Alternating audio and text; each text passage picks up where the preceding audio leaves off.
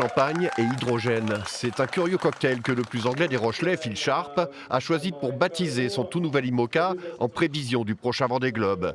Ocean's Lab, le dernier foiler de sa génération, a été dessiné par l'architecte Sam Manoir. Et visiblement, le skipper est plus qu'enthousiaste après un premier convoyage jusqu'à La Rochelle, son port d'attache.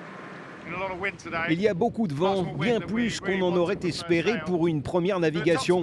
Mais on est déjà en pleine vitesse, 27 nœuds, c'est donc comme ça que ça marche ce bateau. On est très content.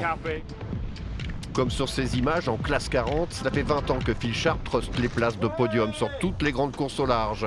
Mais ce 60 pieds, c'est une autre histoire. Le bateau a été construit dans les chantiers Black Pepper Yacht de Nantes, mais c'est dans les locaux du parc bas carbone de Lagor que sa société Genevos a développé 7 piles à hydrogène, nouveau moyen de propulsion et d'alimentation pour ce voilier laboratoire.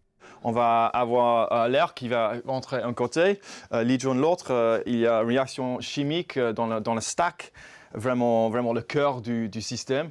Et cette stack, le pilat combustible, ça va créer de l'électricité avec la réaction chimique entre l'oxygène et l'hydrogène. Reste donc à valider le concept en mer. Phil se veut optimiste, même si l'hydrogène est, on le sait, loin de faire l'unanimité chez les spécialistes. C'est un laboratoire, c'est aussi quelque chose qui peut démontrer les solutions pratiques, on peut mettre à grande échelle aussi.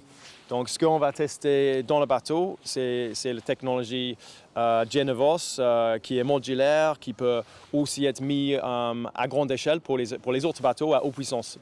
Première expérimentation grandeur nature dans quelques jours. Phil Sharp doit juste traverser l'Atlantique pour être au départ de la Transat retour à la base entre Fort-de-France et Lorient avec les autres IMOCA de la Jacques Vabre.